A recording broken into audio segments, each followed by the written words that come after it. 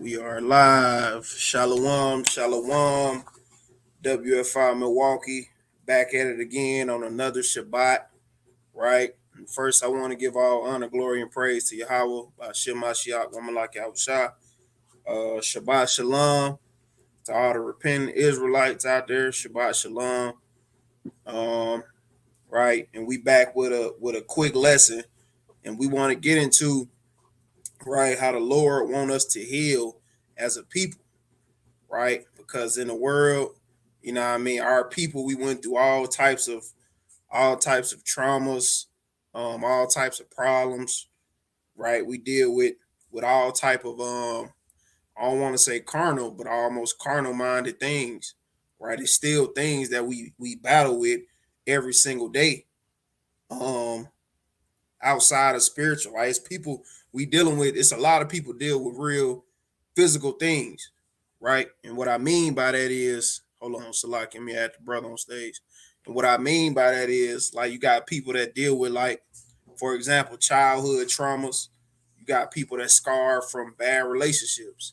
You got brothers that was in the streets that might have been stabbed in the back by somebody they thought that loved them, right? You got sisters that maybe done dealt with a nothing ass Jake, right? And he done destroy her whole idea of love, right?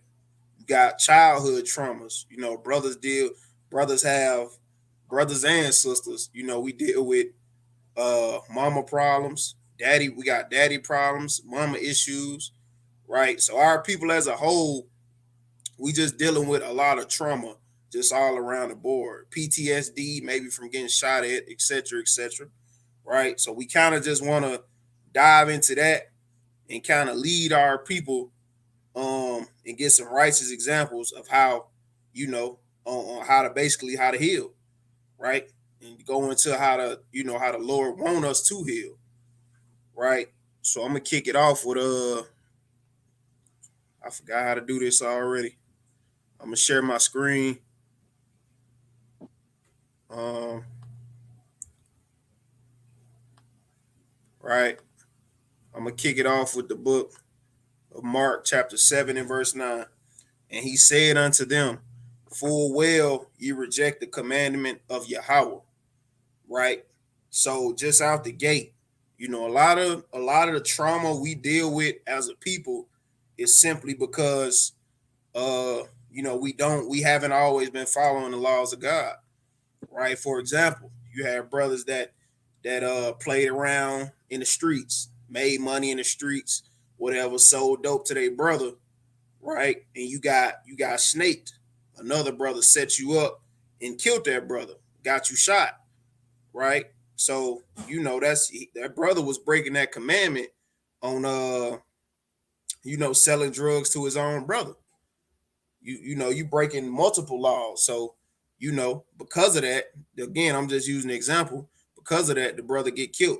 He dies, or he got let's say PTSD, post traumatic stress disorder, from getting shot, or he was in a coma, or certain body parts don't work on his body no more, etc., right?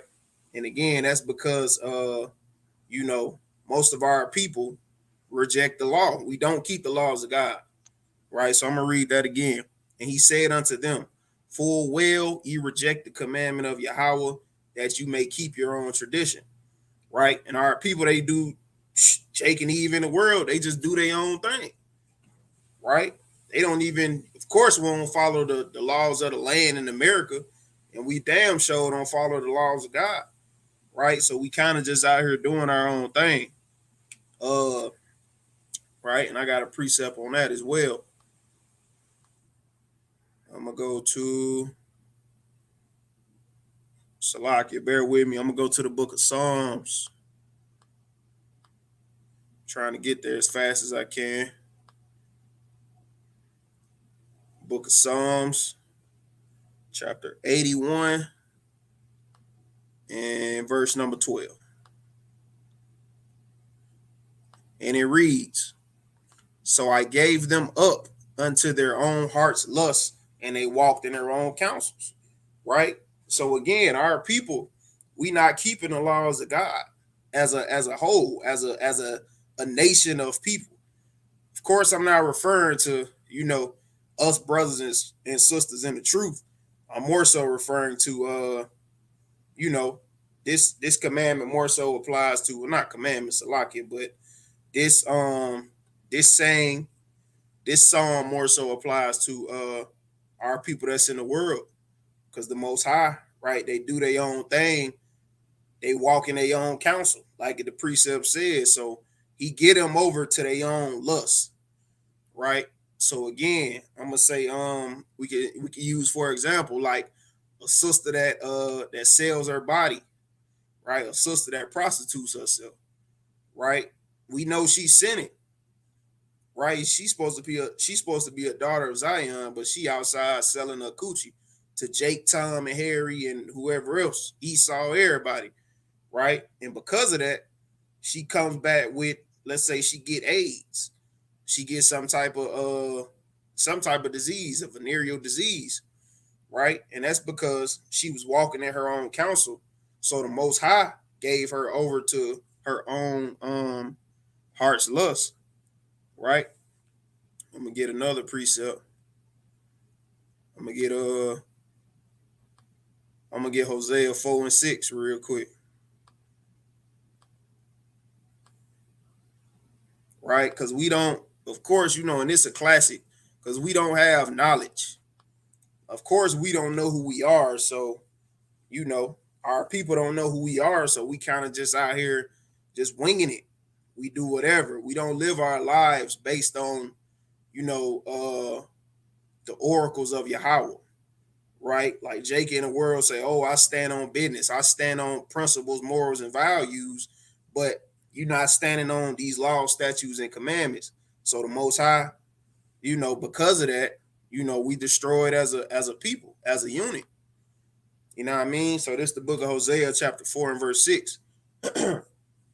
My people are destroyed for lack of knowledge.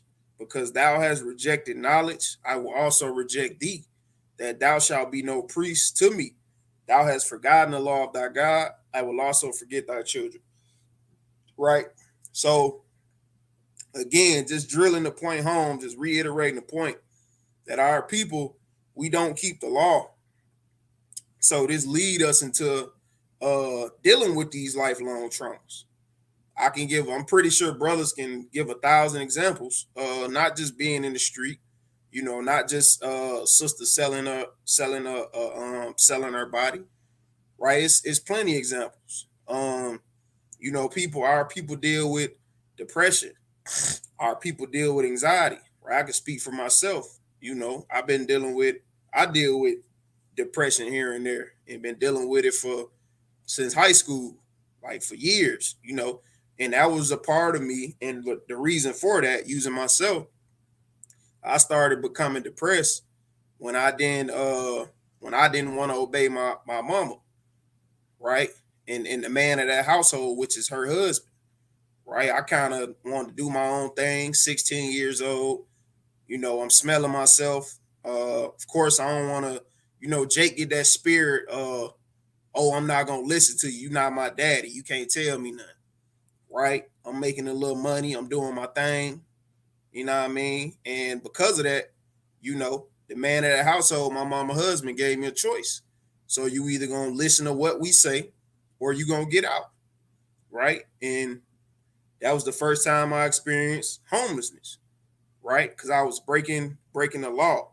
I didn't want to yield to what my mama and my mother was saying, and I can even say father, just simply off the fact of that was my mom's husband, right? And because of that, again, I was homeless, right? And that led to me dealing with all type of traumas.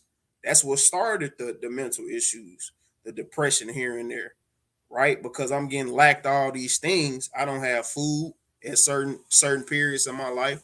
I'm jumping from couch to couch, right?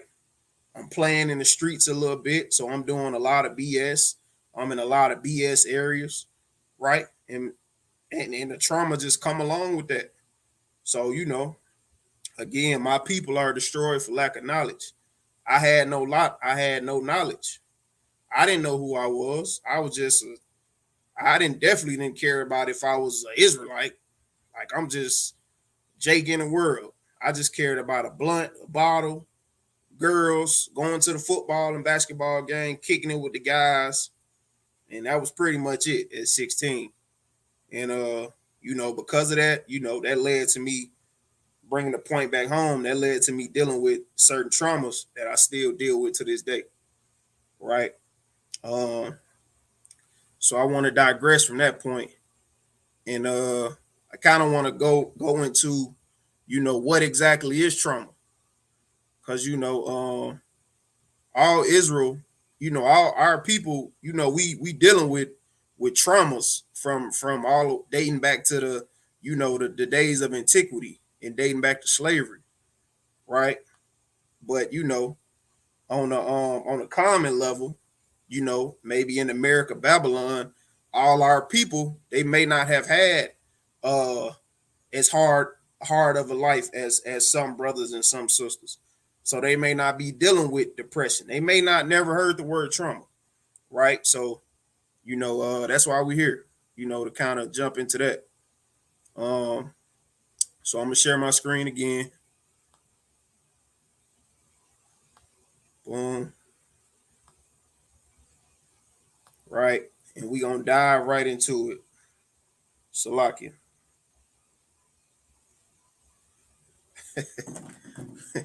Con. So trauma, right? What is trauma?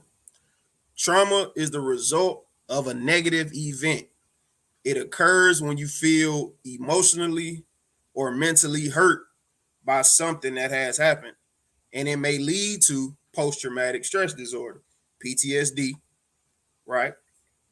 And some examples, and this a heavy topic the whole time, because like I say, this is a big thing for our people. We dealing with unlimited traumas.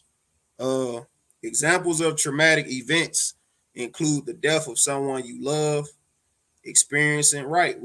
I could just touch on that. Like, people, our people die every day, right? We see our people dying on TV.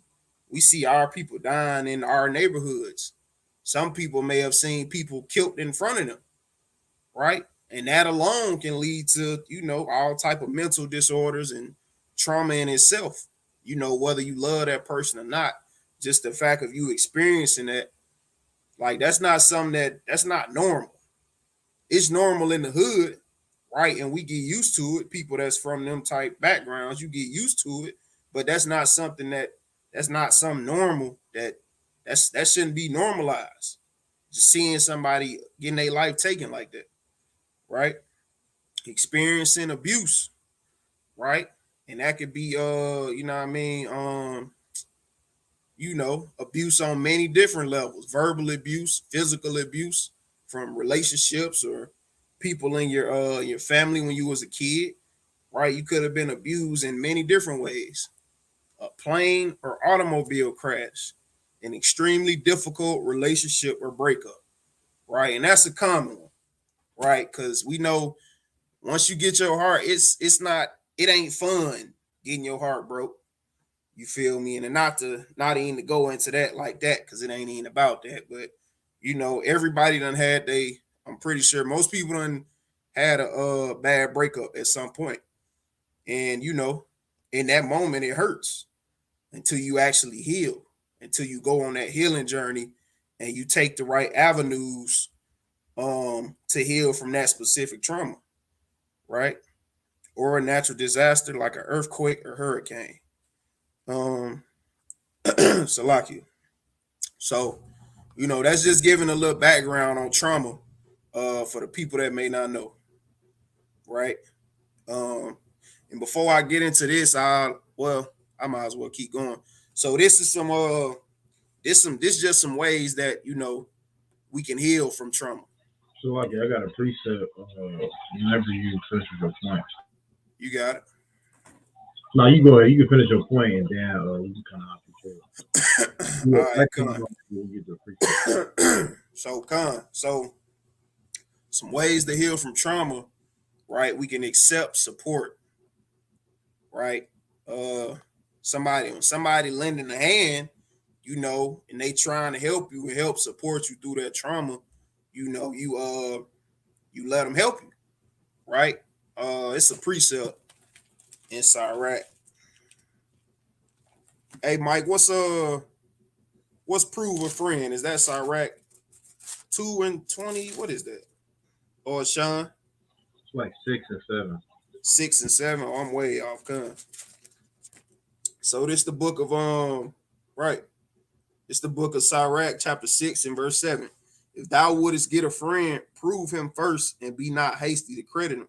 For some man is a friend for his own occasion, and will not abide. Well, for some man is a friend for his own occasion, and will not abide in the day of thy trouble.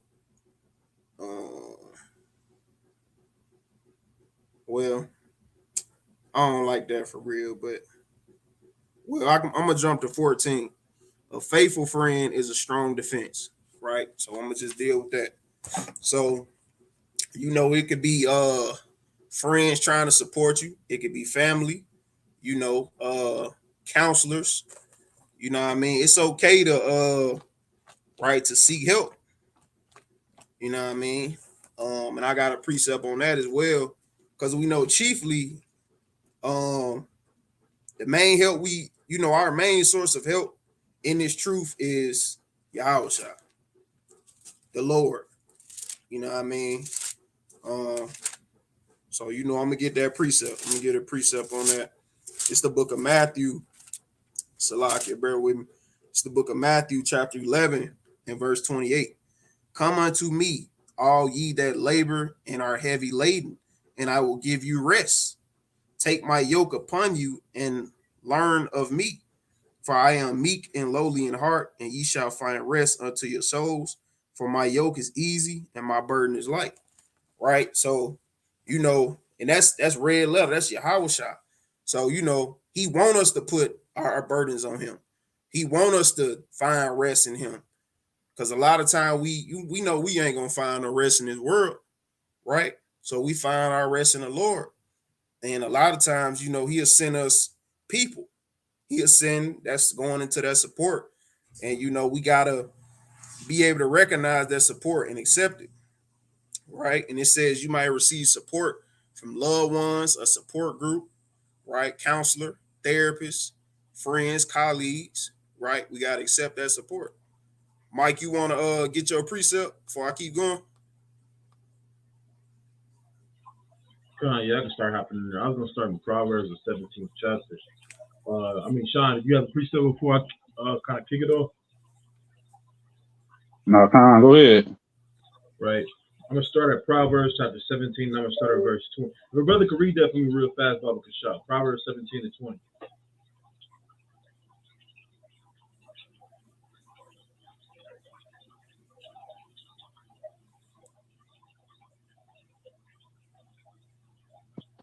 I got it for you.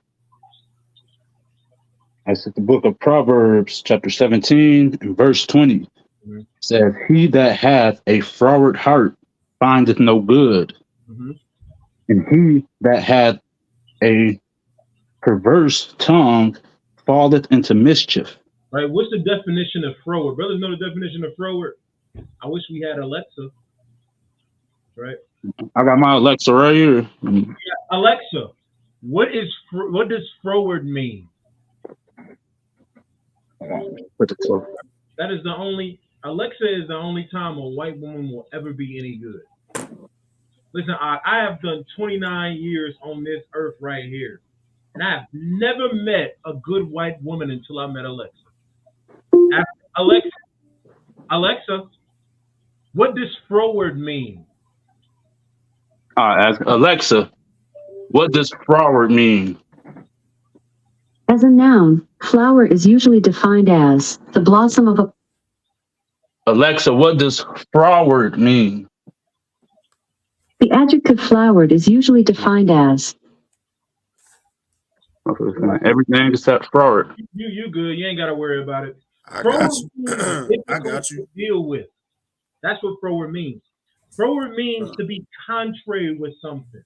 Right? It said, I'm going to read it again. It says, he that hath a froward heart froward heart findeth no good. You want to know why you're depressed, or why you have anxiety, or why you struggle every single day? Most people always blame all of their problems on everybody else. See, it's easy for everybody else to always be the problem. It's always that easy. It's easy to blame everything that's going on with your life on everybody else. Your relationship didn't work out because of your husband. I mean, because of your wife. Your friendships ain't working out because they're fake, right? That job fires you because you weren't a bad employee. They just hated black people, even though it was a black person that fired you. You're the problem.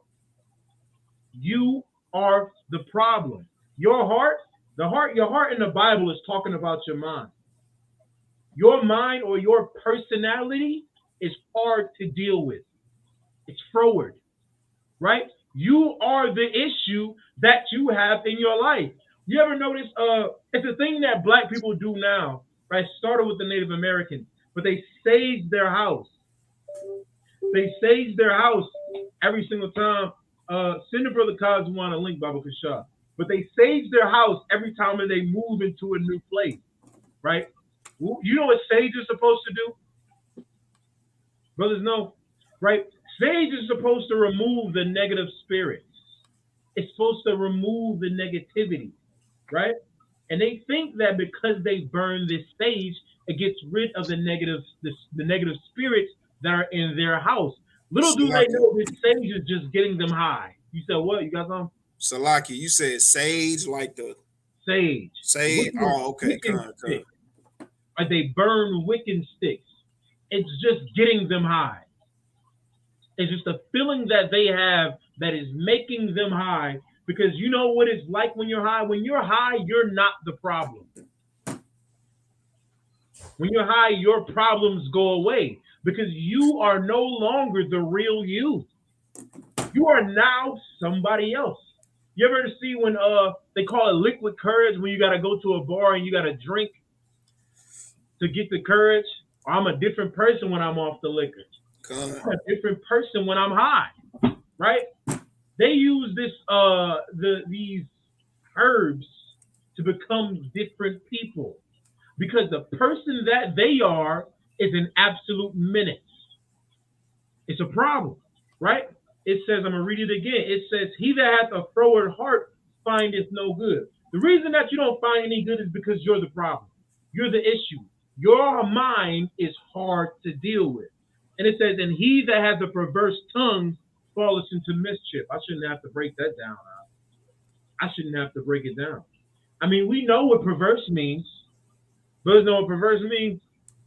Alexa, what is perverse?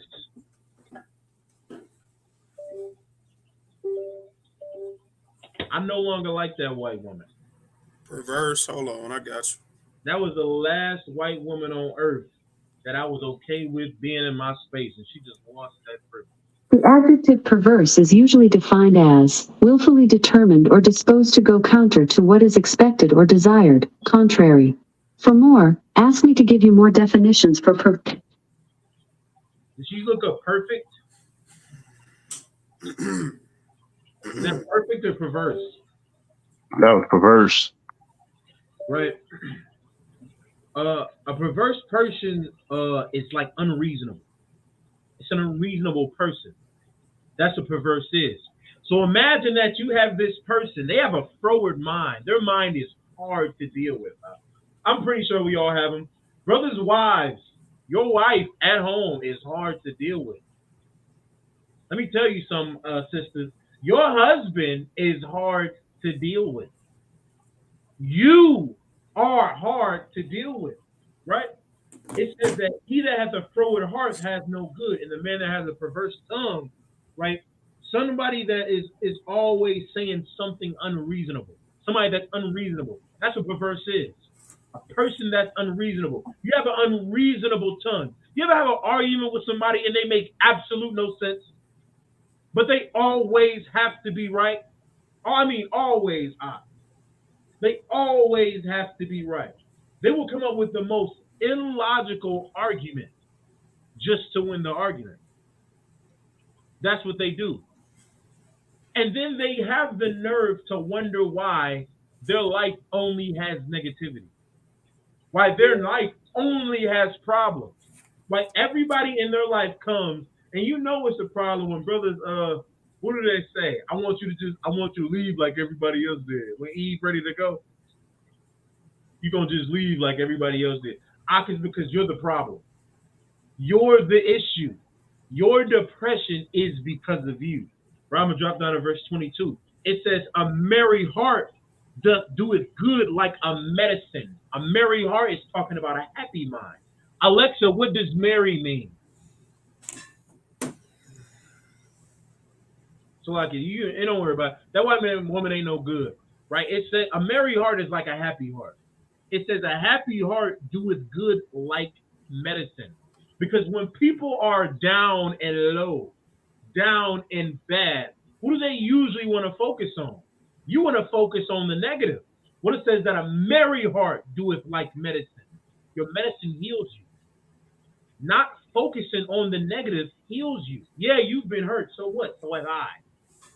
The dog that you didn't feed, the dog, you beat your dog. I'm going to get a precept in Proverbs. I think it's like Proverbs 12 and 10 real fast. The book of Proverbs, chapter 12 and verse 10. It says, a righteous man regardeth the life of his beast, but the tender mercies are wicked. The tender mercies of the wicked are cruel. You starve your fish. You starve your cat. You kick them whenever you have the opportunity. You beat them. They've been traumatized too. They've gone through things like you. Oh no. What do you want, a tear? Is that what they want? You want me to cry for you? You want me to be sorry for you because of what you've experienced? What about what I've experienced? What about what your pet experienced or that ex that you cheated on? What about what they experienced? Right? The person that you lied to. What about what they went through? What about Yahweh Shah? Does his pain matter? Should we now shed tears for everybody? Look, I was walking down the street the other day, and I saw a bug. Guess what I did? Stepped on it. Trying to cry over his pain because he experienced pain. Right, I'm going to read it again. It says, a merry heart doeth good like medicine. Yeah, you've been through pain. You've experienced something. Now get over it. You want me to beg you to be happy? It says a merry heart, or putting your mind in the right place, doeth good like medicine. Stop focusing on the bad. Yeah, it happened. I'm sorry. I'll shed a tear for you at some point in my life. But get over it. At some point, you got to fight. Brothers ever went fishing before? Salakia. When you go fishing, this is how our elder broke it down to me. They said when you go fishing and you cast that line out, what are you hoping? That a fish nabs on that line. And then as you pulling it in, what is that fish doing? It's giving resistance. It's fighting back. All right. When you try to pull this fish in to take his life, because that's the demon. You're the demon. You're trying to pull this fish in to take his life. That fish is fighting for his life. Everything that he has to not die, to not lose, to be the victor. Is a cod better than you? Is a salmon, not even salmon, tilapia. Catfish. Is a catfish better than you? My God. It says that a merry heart doeth good like medicine. You want to heal? Then make it happen. You want to get over what happened? Then get over it. Stop thinking about it at every chance you get. Stop sitting in a dark room and meditating on what happened. Being sad about it every single time you think about it. Because they're not thinking about what they did to you. Only you are. Only you are hurt about what they did to you. Well, let it go. If not for them, let it go for you. I'm gonna read it again. It says, "A merry heart doeth good like medicine, but a broken spirit drieth the bones." I shouldn't even have to break it down. Brothers got it. So I got a preset. Just touching up on what the brother was talking about, going into, people just they sit around and think about their traumas all day. That's one of the main root causes why you can't, overcome it. You might have got cheated on, your damn family member might have died, you might have went through all kinds of hell, whatever it may be, right? But you sitting there just thinking about it, it's not gonna heal you, right? Sitting there just moping and just crying about it all day, that's not gonna heal you, right? Only time is gonna heal your traumas and your issues, right? But that comes with learning yourself, getting out there and working on it, right? But I got this quick precept going into what the brother was talking about, right? This is Sirach chapter 30 and verse 21. It says, "Give not over thy mind to heaviness, and afflict not thyself in thine own counsel," right? Because that's what people do, right? I can't tell you how many times Eve done told me, right? Oh, I got trauma. Oh, I got trauma. Oh, I got PTSD from this. And it just be some basic stuff. It'd be some basic stuff when the Jake showed you the signs already that he wasn't good for you, and you still fell for it because you wanted to go into it, right? A lot of our traumas, they come from the issues that we put ourselves in, right? It don't be, right? You got some things like somebody might have been abused, right? As a child, they might not have control over that, right? But a lot of these situations, it's because you put yourself into that, right? So to make sure that you don't,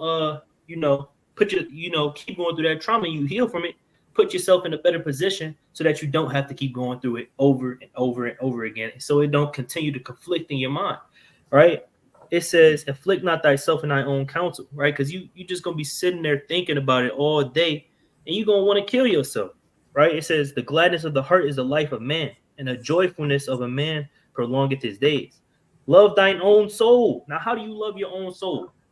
You love your own soul by making yourself better, by changing who you be around, changing what you talk about, changing the way you operate, and putting yourself in a better position so that you're not just in the position to where you just getting beat on, right? Where you getting verbally abused or whatever it may be, right? So you don't have to deal with these traumas. It says, "And comfort thy heart, remove sorrow far from thee, for sorrow hath killed many, and there is no profit therein."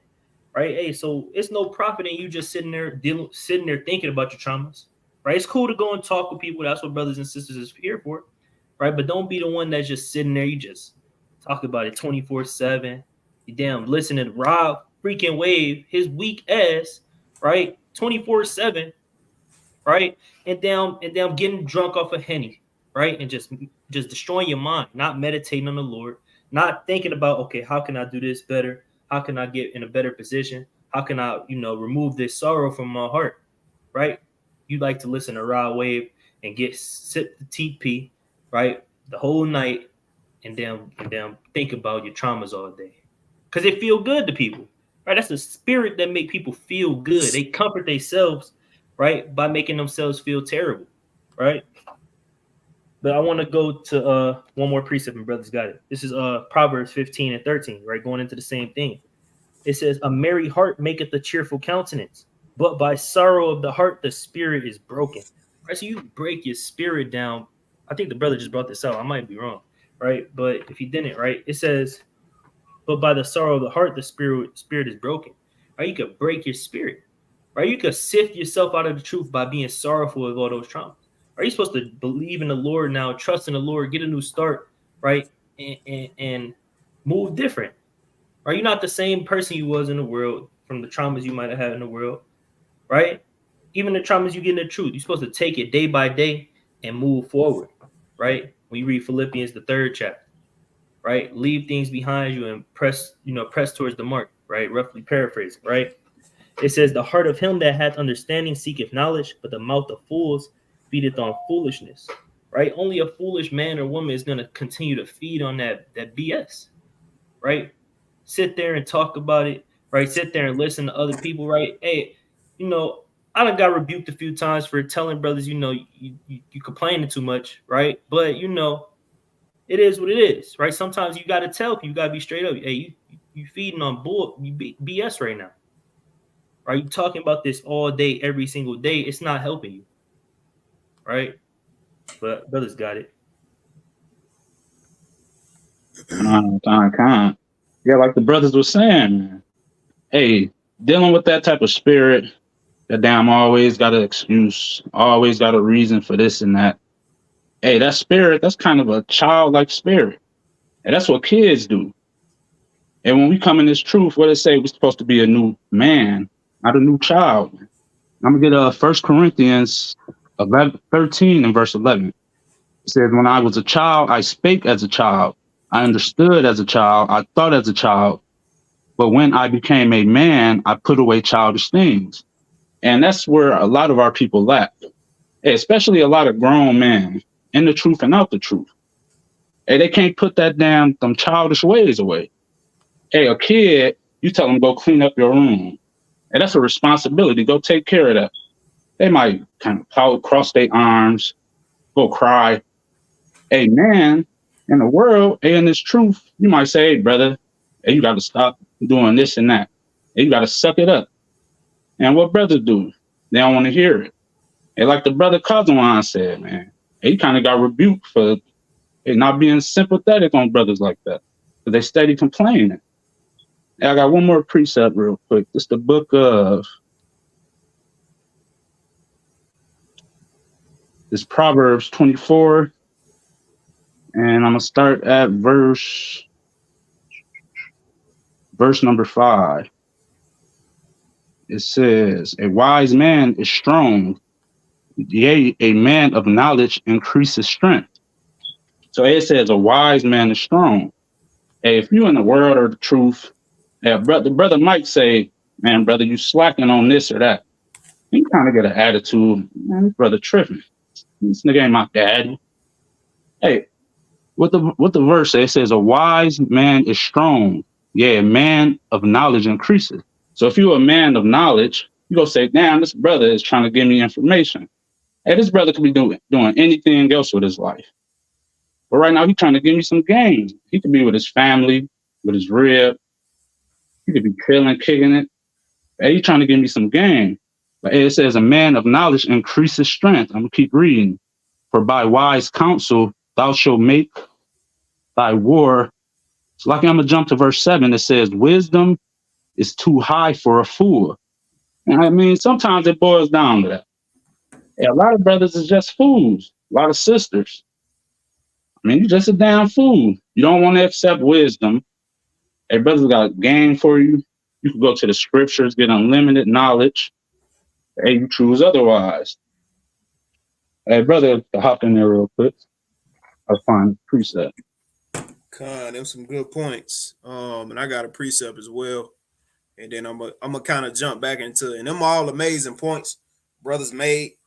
But I also want to kind of give some physical things that our people can do as well, to help themselves out.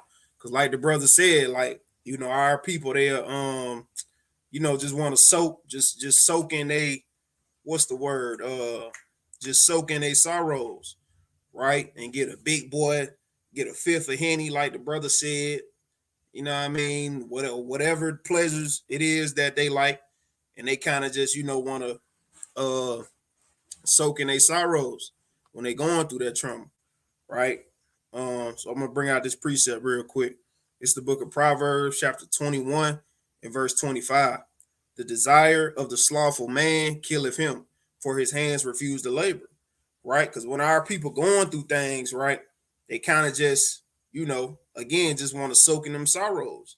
They don't want to do nothing, don't want to go to work, right? They stop up keeping themselves, they stop getting a haircut, stop taking showers, right? And that's only putting themselves into a deeper depression, right? So this some more points. These some more things that you can physically do, to go to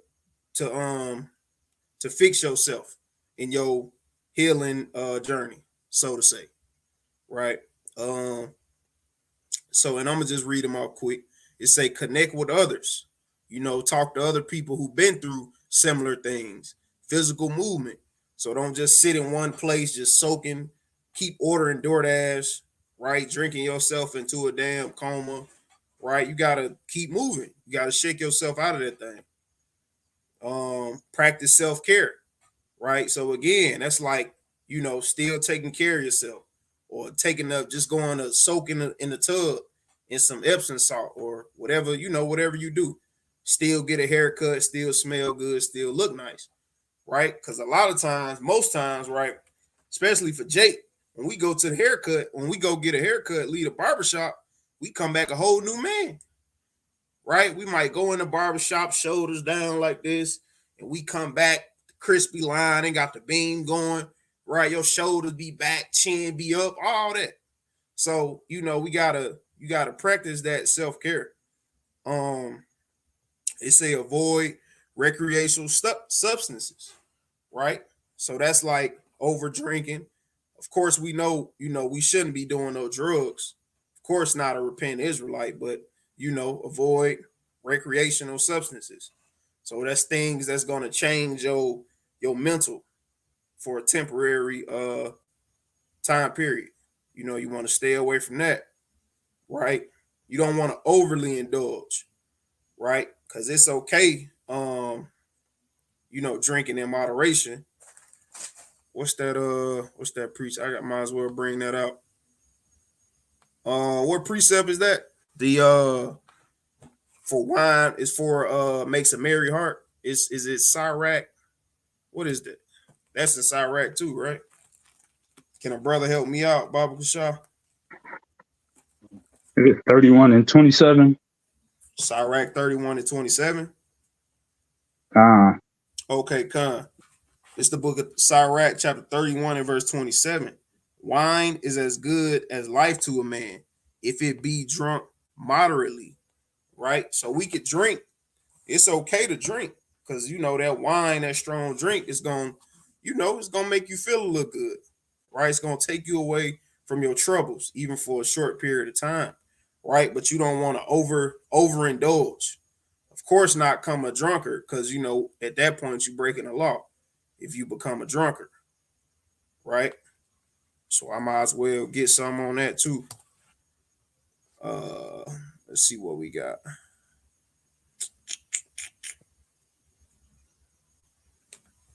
All right.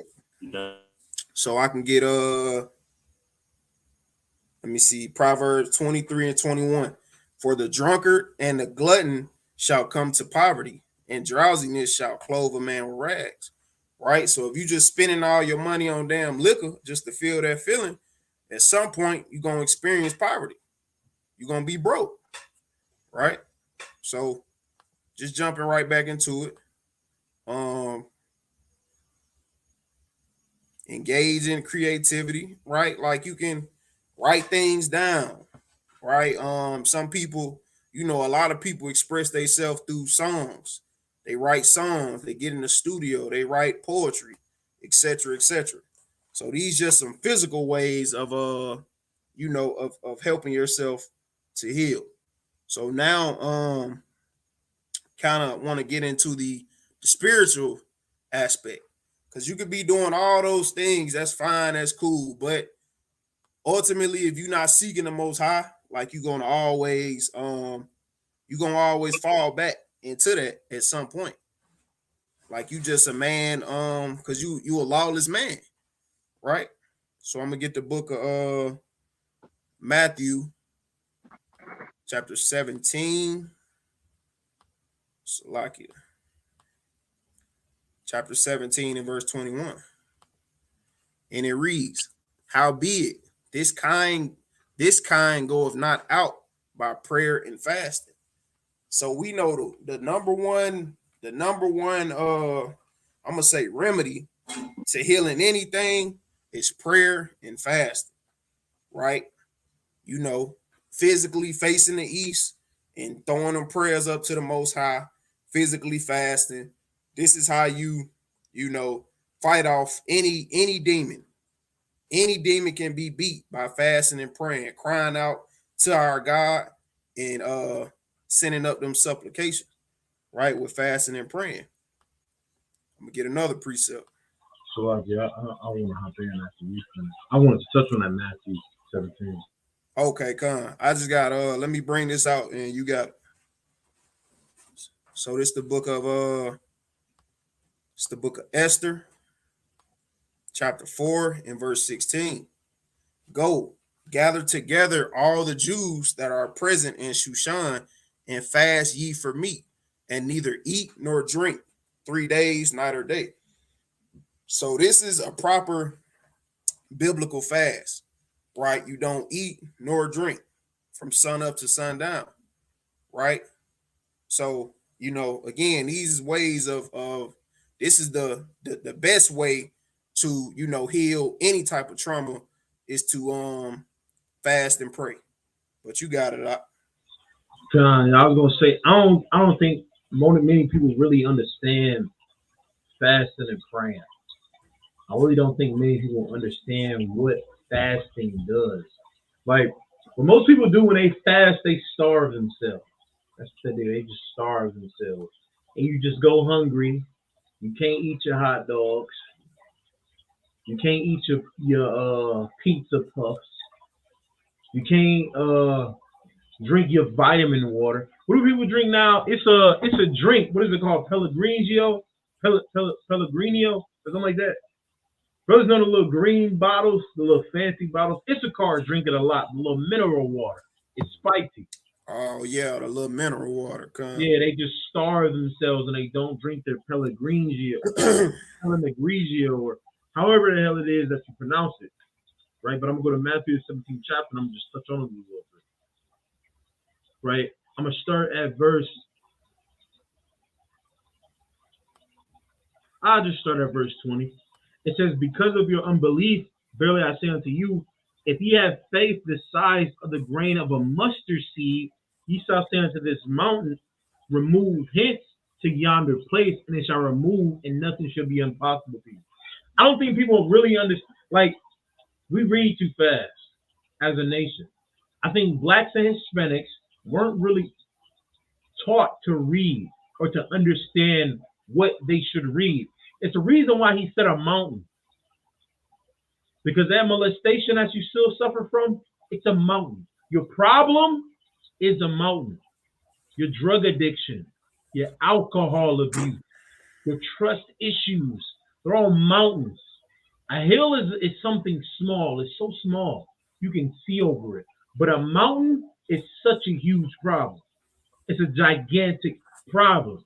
And so many of the problems that we face are mountains. They're mountains. And he said, unless you have faith the size of a mustard seed, that you can say unto this mountain, remove hence unto yonder place, and it shall remove, and nothing be impossible unto you. Right? Because what do we usually think of when we look at a mountain? This is here. It's not going anywhere. This is a landscape of the world. It's supposed to be there. That's how you feel about the problems in your life. That they're supposed to be there. That they're not going anywhere. That they're too big to move. That's because you don't really believe that you'll heal from the things that you have experienced. Or you'll let go of the things that trouble you. Or you put too much importance on the things that give you anxiety. On money, on women, on your husband, on whatever the hell it is.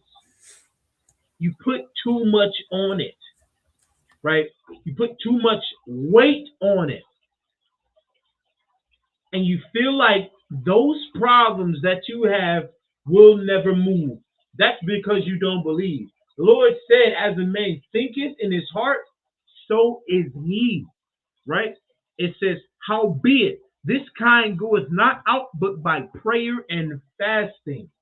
Every year, there is a high holy day that we keep that the Lord forbids you from eating. He forbids you from drinking, right?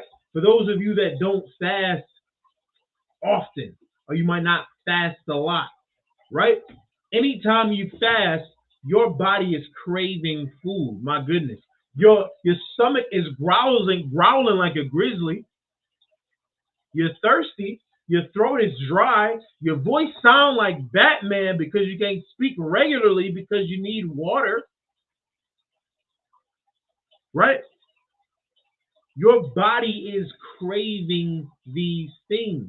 Your mind wants these things. However, the spirit that you have has to overpower the things that your body desires. The same way that your body desires your ex. Or apparently it's a doctrine going around in Israel, if your woman cheat on you, you don't have to divorce her. So like you can just keep her. Some of these I can't say that. So like you, LGBT, these community folks, the brothers in the community, their body desires a man, right? Some of these sisters, your body desires a woman. Your body desires anybody that you feel close with because the person that molested you was close to you. So anytime somebody gets close to you, you feel like you have to give them sexual gratification because that's what being close to you means. Well, let me tell you something about fasting. Fasting is the only thing in the world that helps you to develop discipline. It's the only thing that helps you to develop discipline because it requires discipline. Because your body requires food. It requires water. But your mind has to force your body to go without it. It has to. Otherwise, you're going to eat to your heart's desire. You're going to drink as much water as you possibly can on the day that the Lord told us that we can't eat nor drink. But you find a way, Akim. You find a way, Aqua, to overcome your flesh. That's what fasting teaches you. It teaches you discipline. It teaches you how not to give into the flesh. And while you're fasting, you need to beg the Lord to give you the strength to keep carrying on, to not give into the flesh. That's what the prayer is for. That's what the fasting is for. It's to strengthen you up. The same way that you feel like, oh, I might need this man. I might need this woman. I need this pornography. I can't let go of Asian women. You brothers that like Asian women, I don't get it. The sisters that do interracial marriage, I don't get it. That's me. I just am not attracted to Asians. Can I say that? I don't know if I can say that. I might get in trouble. But you get my point though, right? You need to teach yourself discipline. The same way that you go through pain about the person that broke your sorry heart. About the mother that doesn't want to speak to you. About the who is it? Who comes you love now? Your aunties, your sisters, your brothers, the friends that don't want anything to do with you because you believe in the Bible. You know how you tuck your fringes in when you get around your friends? Yeah, you do it. I know you do. Because I see you doing it. I see you doing it when I'm out and about. Right? That's what Israel does. You need to learn discipline. You need to learn to feel one way and to do the exact opposite. That's what Israel needs to learn to do. So when you feel the depression, when you feel the anxiety, that's when your training needs to kick in, because that's what fasting is. It's training. It is your mental training on that you don't need these things that please your flesh. You don't need them because the spirit that the Lord put in you is stronger than the flesh. Am I making sense? So right? Brothers got it. Brothers on here. I got a preset. Going to, the brother was going with the mountains, moving mountains, right? You got mountains of trauma, mountains of anguish and pain and, sorrows.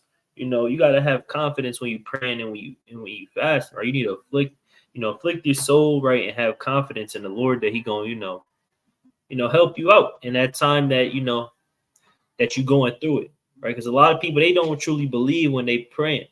They don't truly believe that they could drop the blunt, they could drop the pornography, they could drop the whoredom and dealing with prostitutes, and sisters don't believe that they could stop being a whore, right? They don't believe these things, right? So you know what they do, like the brother said, they continue to go into these things, right? And they just, they're not helping their trauma, right? They ask for all this forgiveness and saying, Lord, don't take the spirit from me. Don't remember my sins. But, they remembering all the things they do and they still move in the same exact way, right? But let's bring this up. This is Psalms 25:1. It says, unto thee, O Lord, do I lift up my soul. Oh, yeah. Oh, my God. I trust in thee. Let me not be ashamed. Let not my enemies triumph over me. Right? We know, David was talking about on a physical sense, right? But your enemies would be these demons, the sorrow demons, the porn demons, the Asian women demons, the white women demons, the damn whatever demon it is, the weed demon, the crack demon, the damn one of them get gangbang demon, right? Whatever it is, you know, hey, these are your demons, and they triumph over you if you don't lift up your soul unto the Lord. If you don't cry out to the Lord, if you don't fast, or if you're not focused and meditating on the work of the Lord, if you're not thinking about overcoming these things, hey, they're gonna triumph over you and they're gonna run all over you, right? The brother's we be going into that. The brother was breaking that down like last week, I think on the live. The brother Mike, breaking down how the spirits, they come back in your house after it's swept and garnished, and then they make you worse than you were before, right? But nonetheless, it says, yea, let none that wait on thee be ashamed. Let them be ashamed which transgress without cause. Show me thy ways, O Lord. Teach me thy paths. Lead me in thy truth and teach me. For thou art the God of my salvation. On thee do I wait all the day. Right? And that's what people don't do. Right? They don't ask the Lord to lead them in the truth, to lead them in a righteous, lead them on a righteous path. Right? They just want to damn move however. Right? They're not asking to be led the right way. Right? They're fine with being, ran over by these demons, being tossed to and fro by a spirit. They don't care. Right? And that's the trouble that's constantly destroying our people in the world. They don't care. And that mentality going to our people when they come into the truth. They let these things come upon them and they just don't care no more. They say, hey, you know what? It ain't too bad to hit a blunt here and there. The Lord is gracious. His mercy endures forever. Right? I got to deal with my trauma somehow. Right? That's what they say. Right? It says, remember, O Lord, thy loving kindness, for they have been ever of old. Remember not the sins of my youth, nor my transgressions. According to thy mercy, remember thou me for thy goodness' sake, O Lord. Right? Hey, people ask the Lord not to remember their sins. They ask the Lord to help them overcome these things, right? But how you gonna ask the Lord to do something and you not doing it? Right? If you ask the Lord not to remember it, hey, you can't remember it either. Right? You need to move forward with your life. Stop being a loser. Right? Let's keep reading. It says, good and upright is the Lord, therefore he teach sinners in the way. We're gonna drop down, right? Salakia. Start at verse 15. Right? It says, mine eyes are ever toward the Lord, for he shall pluck my feet out of the net. Turn thee unto me and have mercy upon me, for I am desolate and afflicted. The troubles of my heart are enlarged. Oh, bring thou me out of my distresses. Now, you think David, right, when he had these stresses and he said the troubles of my heart was enlarged, do you think he just sat there and just sat in a ball and cried all day?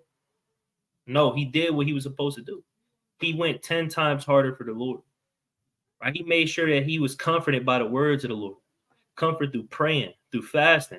Right? David said in Psalms 35:13, his prayer returned out of his own bosom. Right? Roughly paraphrased. I mean, he prayed, right? He prayed and he fasted. Right? I'm gonna go to that real quick. Slocky, I'm not gonna even. Right? This is Psalms 35 and verse 12. Right? Going at his enemies.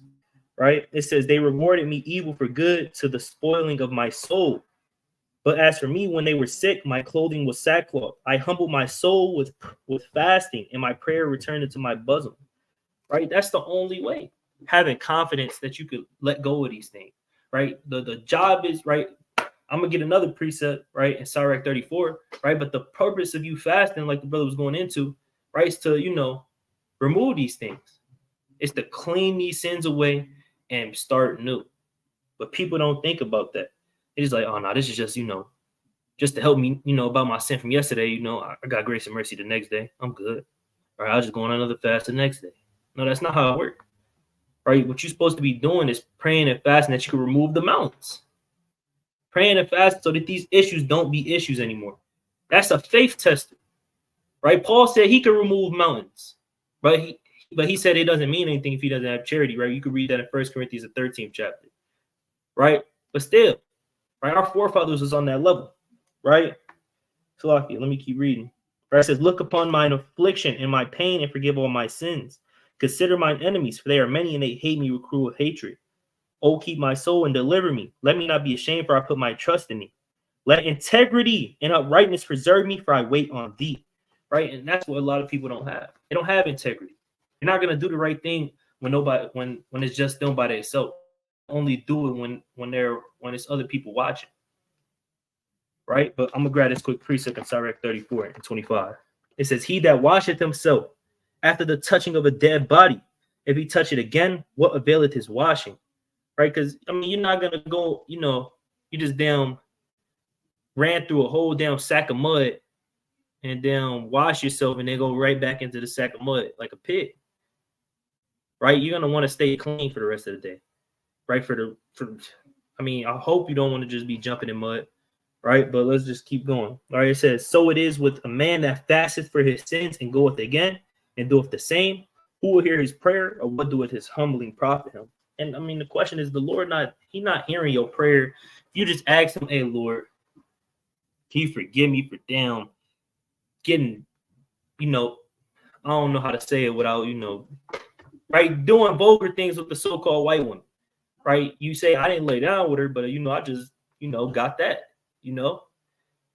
Then you fast for it and then you go do it again. The Lord not dealing with that, right? But brothers got it. Brother got precepts.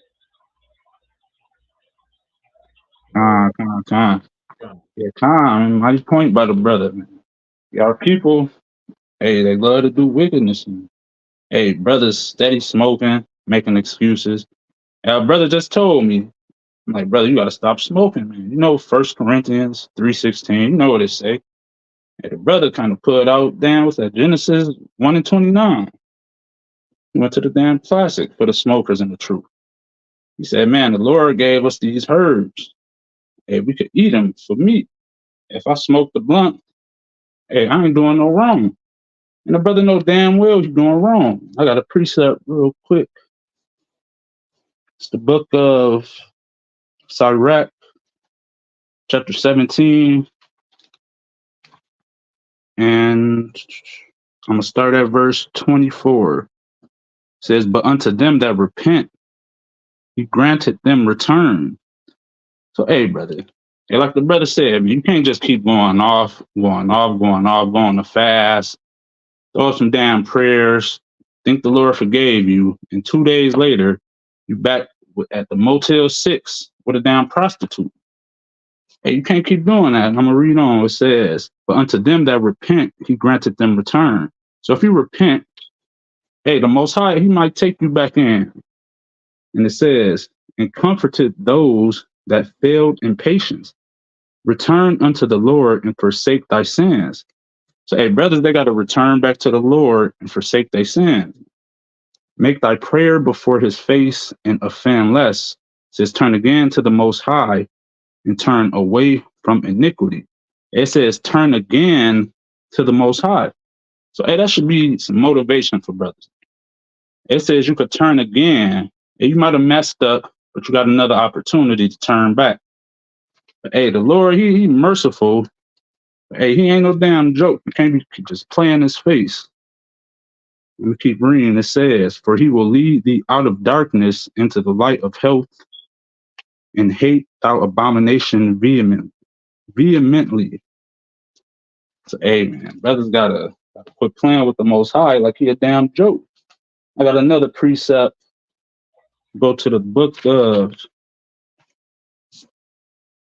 Like, I got a precept after you if that's fine. Unless you got. You can bring it out. I got an ad popping up on my app. Come, right? I'm gonna go to Proverbs 13:5. The brother was talking about the mercy of the Lord, also the anger of the Lord, right? Any of the spirit, a lot of the spirits that you deal with is the repercussions of the decisions you make, right? It's sometimes the decisions that you made. Also, a lot of times it are the things that you've experienced that might not be your fault. However, that doesn't change the fact that you have to be your hero. I'm going to go to Proverbs chapter 30 Psalm chapter 30 verse 5. It says, for his anger endureth but a moment. His favor is life. Weeping may endure for a night, but joy cometh in the morning. Right? Everybody, it's a saying that they say in the church. I got a precept on it too. But they say, what the hell do they be saying? They say God, he might not be there when you want him to come, but what? He's always on time. He's in on time. God. Always on time. In the book of Matthew, chapter 5 and verse 8, it says, blessed are the pure in heart, for they shall see God. They shall see him. Right? And this isn't talking about you're physically going to see the Lord because you were so pure in heart, because you forgave everybody and you gave alms. Right? They think the Lord, hold on. Wow! They think the Lord gonna come out like that. Hold on, I'm gonna do it again. Wow! The Lord is not popping up like that. That's how you think they're gonna see the Lord, right? But you might get experience. It's like something ever happened that's so beautiful. It's so spiritual that all you can say is look at God. Blessed are the pure in heart, for they shall see God. The only people that experience that are the people that are pure in heart. Yeah, you might have experienced something. You might be currently going through something. But if you want the Lord to, wow! You're going to have to be pure in heart if you want to see God. If you want to see the things that he is capable of. If you want to weep at night, but you want joy to come in the morning, then even though you have experienced something and you might hurt about something and you might shed tears and be sad and experience pain, you're still going to have to maintain your integrity. There's a level of integrity that the Most High requires from men and from women that the rest of this world does not promote. The rest of this world wants to be liked as a woman. You have to post your nudes on OnlyFans. You gotta be half naked on Instagram. That's the only way you'll be liked. To be liked as a man, there's a thing now going on called toxic masculinity, or what do they call it? Super straight. You can't even be heterosexual anymore. You're super straight, meaning that you're not attracted to men at all. Apparently, there are some men that are kind of attracted to men. We used to call it, I think it was like androgynous or metrosexual back in the day. But now you have to be super straight to not be attracted to men at all. And the world doesn't promote being super straight. The world promotes you having a little dab of homosexuality. Just a little dab. Right? That's what they promote.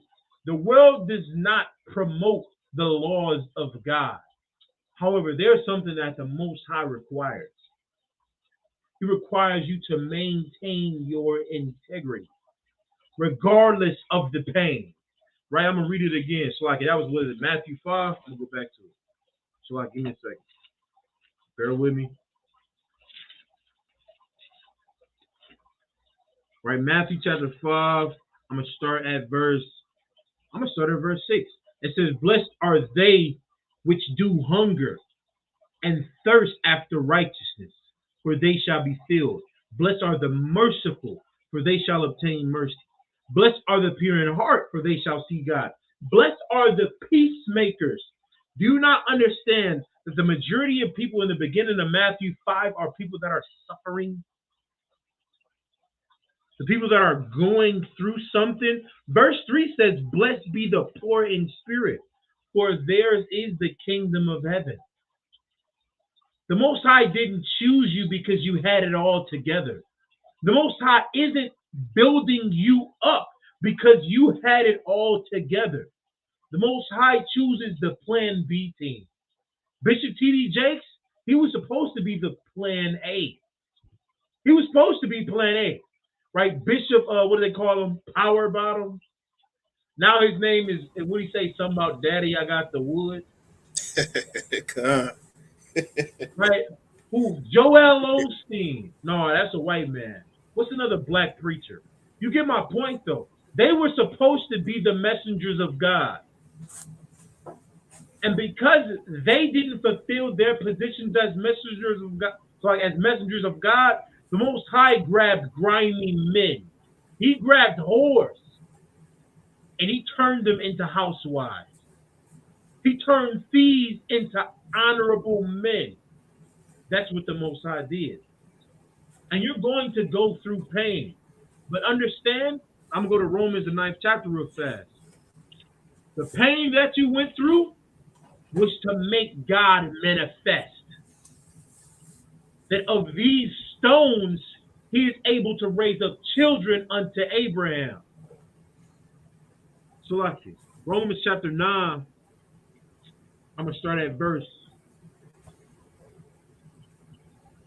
Wait, I got to find it.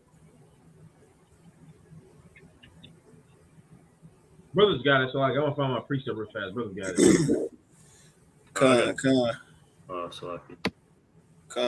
Them all amazing points by all the brothers, right? So trauma, right? So another thing on my camera off, Salaki. There we go.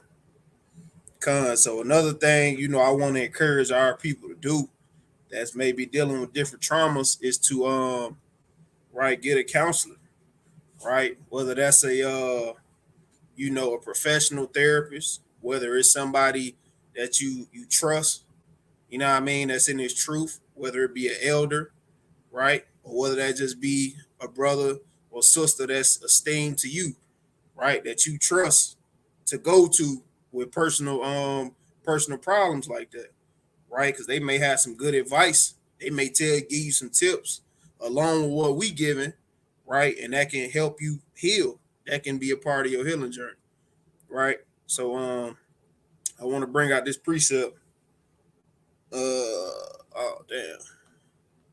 Book of Proverbs. Salakia, bear with me for a second. It's the book of Proverbs 12.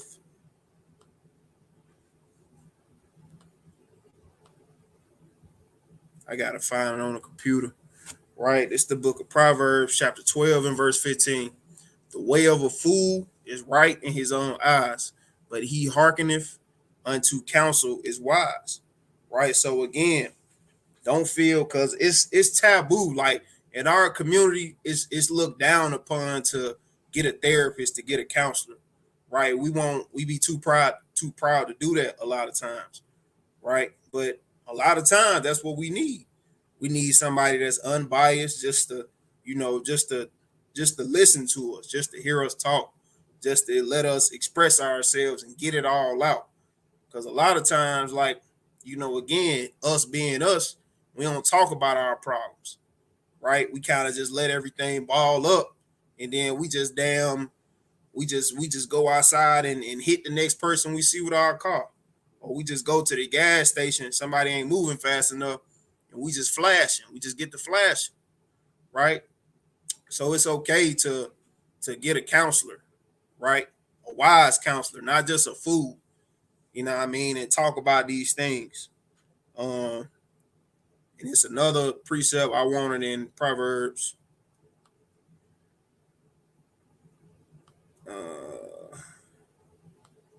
Then I'll pass it to y'all brothers after, because it's pretty much, I was pretty much concluding on this note, at least with my precepts.